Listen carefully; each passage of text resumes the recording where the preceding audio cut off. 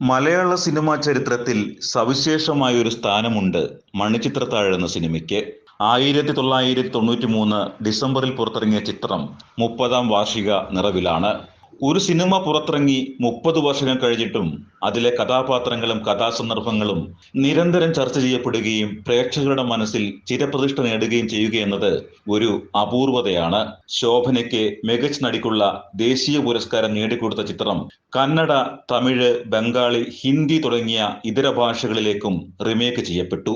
3 പതിറ്റാണ്ടുകൾക്കിപ്പുറവും television പ്രേക്ഷകരുടെ ഇഷ്ട സിനിമകളിൽ ഒന്നാണ് മണിച്ചിത്രത്താഴ്.